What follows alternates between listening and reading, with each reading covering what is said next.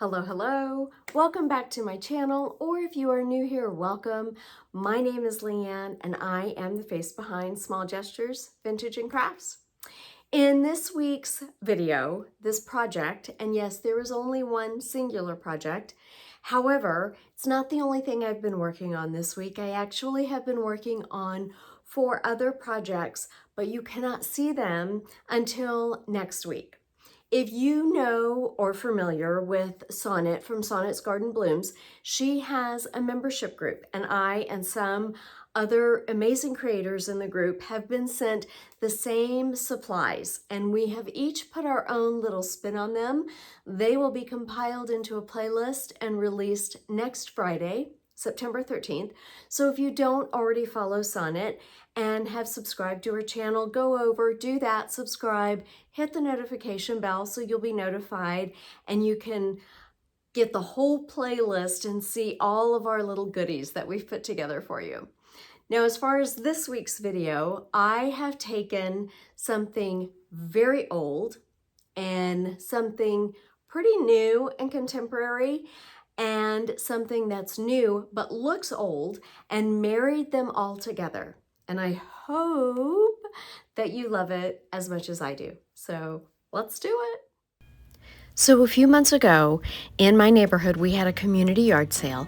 And when I saw this at my neighbor's house, I knew that I had to have it. He said his dad in the 1930s worked on an army base and he brought this home.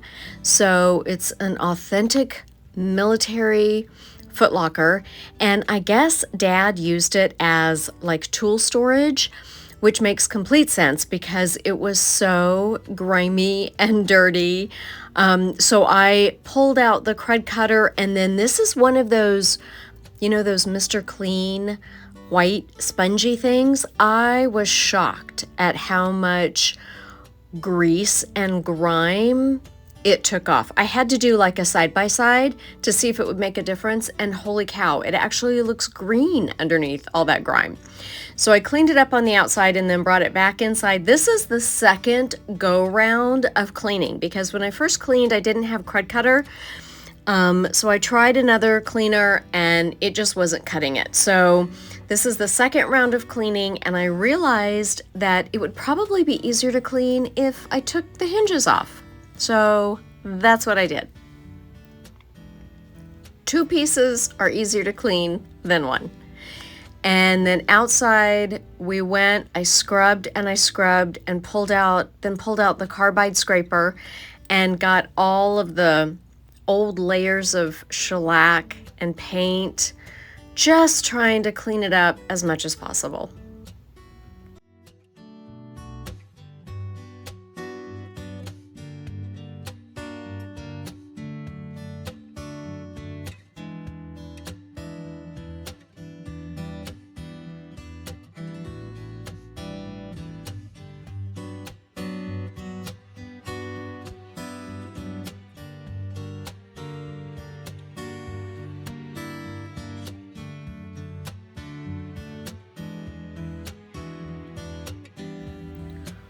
When I got this, I knew I really wanted to keep it intact as much as possible. I wasn't going to do any of the sanding, but the more I started cleaning it, there were just some sharp edges, some gouges. The paint was chipping at the end, and I really wanted to smooth some of that out. So I did end up sanding just sanding it smooth on all of the sides, and then I came in and I gave it 2 coats actually of this bin shellac primer. I didn't want any of the odors and the grease and anything seeping back through the paint. So I did the best that I could to try to eliminate that possibility.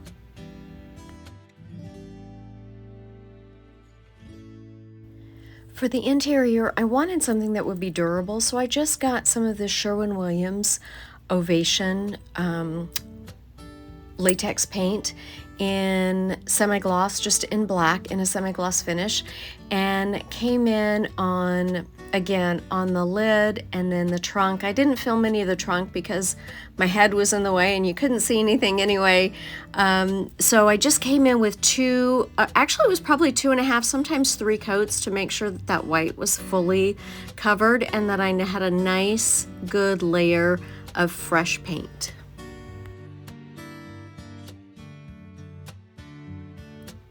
I've decided what transfer I want to go on this trunk, and an antique gold would be beautiful with it. So I took off all the hinges and sprayed them, gave them a quick spray outside. And on the back of the lid, there's this section, there's actually a couple of sections where the wood was really, really chipped away. And I didn't want it to tear any of the transfers or anybody to get scratched up. So I'm mixing up some Bondo wood filler. And if you've never used it, it's a 2-part compound. And you mix the Bondo, and then this little blue tube is hardener, and it does harden up super fast, so you have to work quick. But I tried to put it in this area where the wood was really chipped away, and then I just kept scraping the edge so I wouldn't have too much to sand outside of the area that I filled. Just kind of filled in this broken area because when the transfer was going to go on top of it, I just wanted a level surface. I didn't want to have that big dip, like I said, where the transfer would rip or anything like that.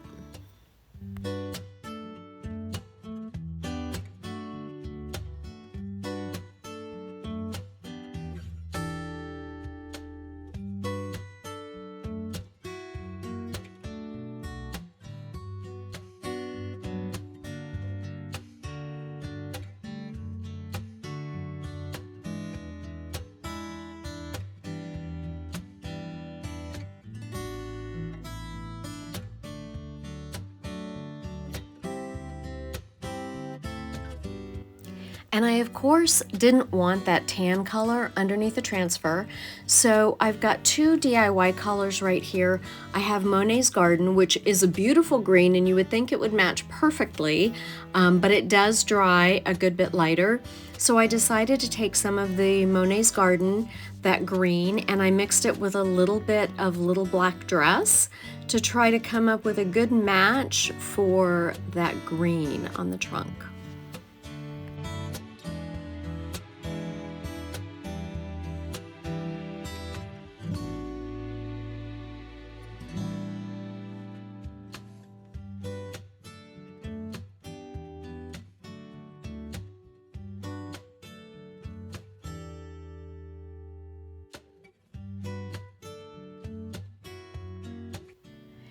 It's not a perfect match, but I think it's pretty darn close. I'm really happy with it. Especially with the transfer, you're not going to be able to tell a difference. So I was really happy with my color matching on that one. Now is the time that we've been waiting for, the transfer. When I got this footlocker, Joie de Roses, this transfer by IOD, hadn't even come out yet, but when it came out and I saw it, I just felt like it was going to be a match made in heaven. So I have never worked with a transfer this big, and they're kind of intimidating to me, trying to cut them apart and making them still look cohesive, but I knew it was just going to be a beautiful match, and I had to expand my abilities and figure it out and do it.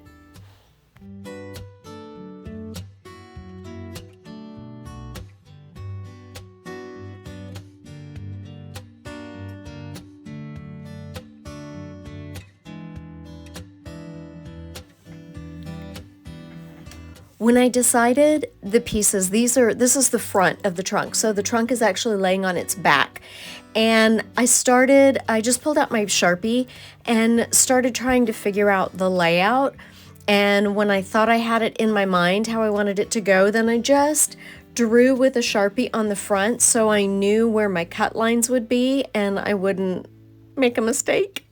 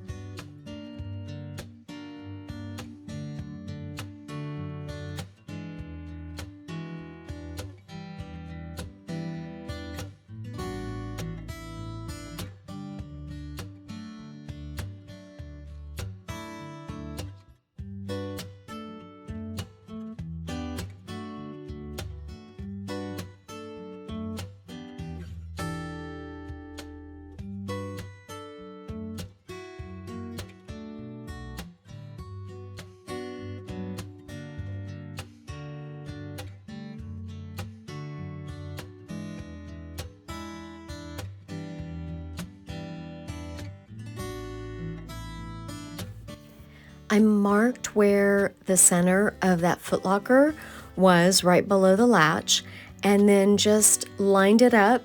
And when I work with transfers, any large transfers, I like peeling back just a little bit at a time and just applying a little bit of the transfer at a time, just working in sections, I guess. So I laid it out where I wanted it to go and then just started in with the transfer stick. It stuck so easily and released so easily from the carrier sheet.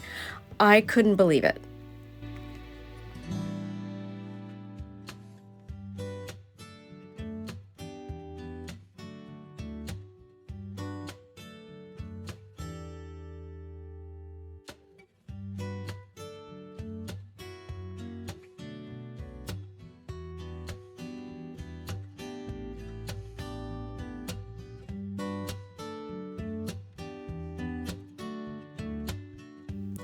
I really love that this transfer has like an aged crackle vintage look to it. I really think it lends itself beautifully to this footlocker.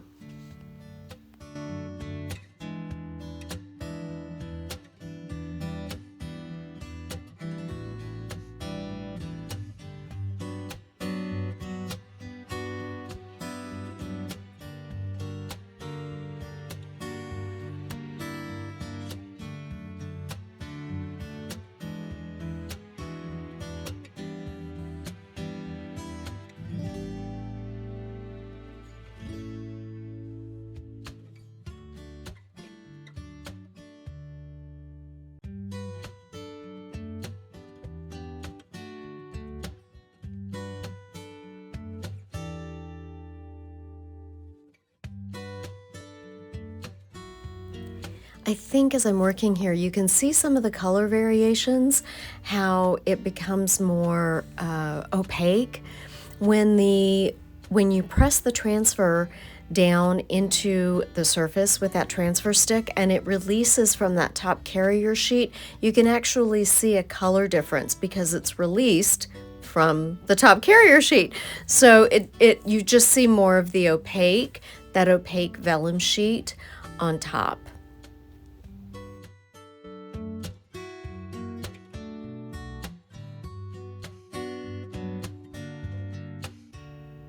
And this is the view from the top of the trunk or the footlocker. So I've tipped it on its bottom. So this is that same transfer I was just working on, how it's wrapped up onto the top.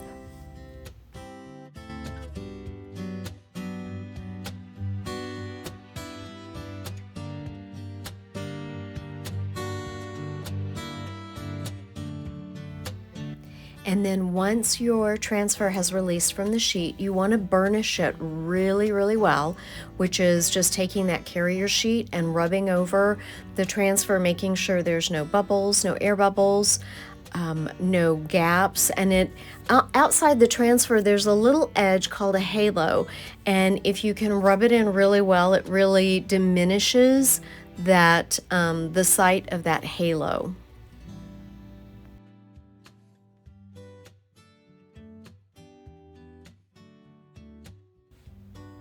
You can see on the sides of the trunk, I've got two big old clamps holding the top down to the bottom. I really wanted to make sure I didn't have an abnormal gap between the top and the bottom when I was applying the transfer. So I wanted to make sure that the two pieces were held tight together.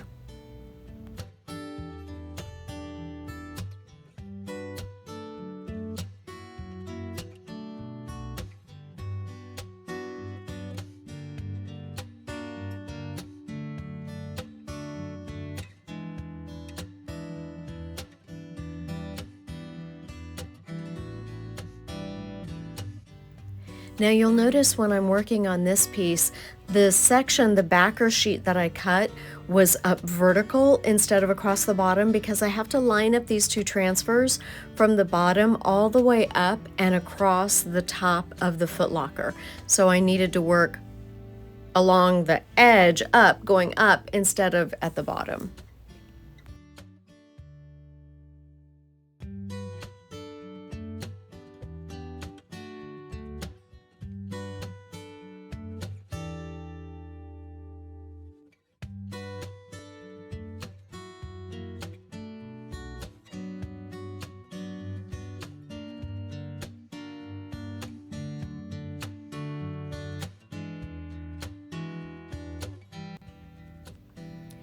And this is why I like working in small sections.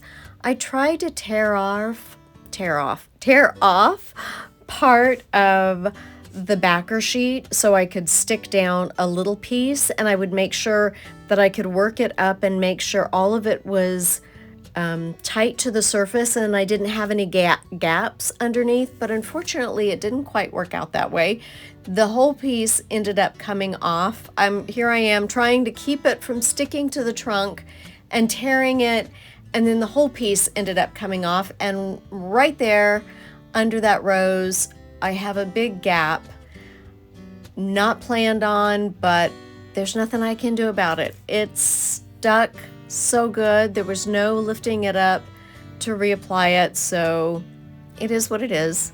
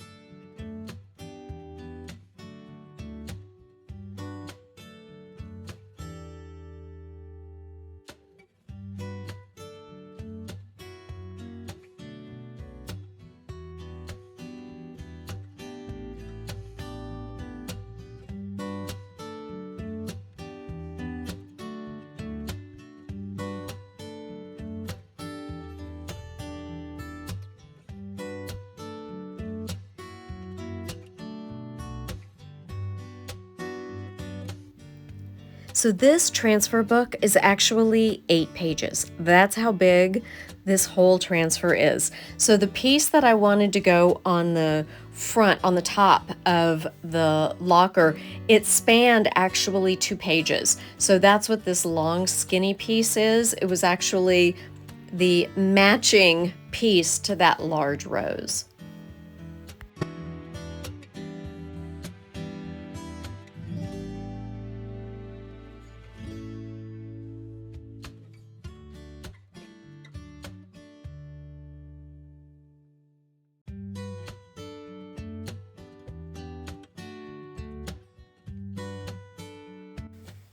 I love all of the IOD transfers. They're so beautiful, but man, they can be nerve-wracking when you're piecing 2 pieces together. They go together so easily, but I get so nervous because it's like you have one shot at it, and that's a little daunting sometimes.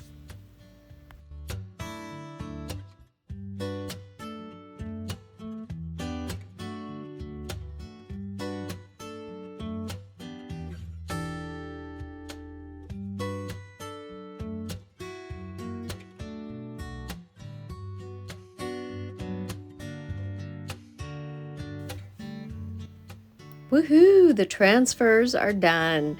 So now I'm going in with 2 coats of just a polyacrylic, a water-based polyacrylic, so it's not going to yellow. And this, I think this is a satin finish that I decided to put on here to protect the transfer so they wouldn't peel or we wouldn't have any issues. You can wipe the trunk down easily to keep it nice and clean and just protect it. And it really brought a new life to that age-old green paint that's underneath.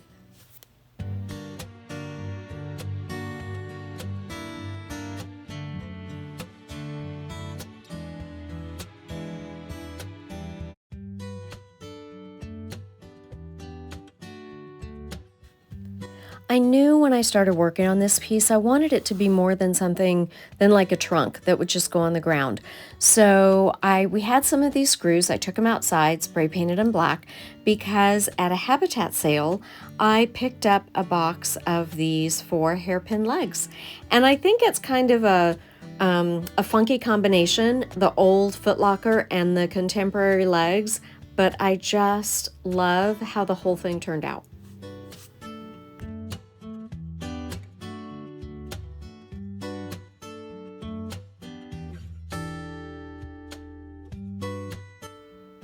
Thank you again for hanging out with me this week. I know it was a little different, only one project, and I've not done anything like this before, piece of furniture.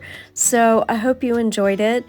Feel free to like, subscribe, comment, all of the fun YouTube-y things. Share if you know someone that might like my content as well. And take care until I talk to you again next week. Have a good one.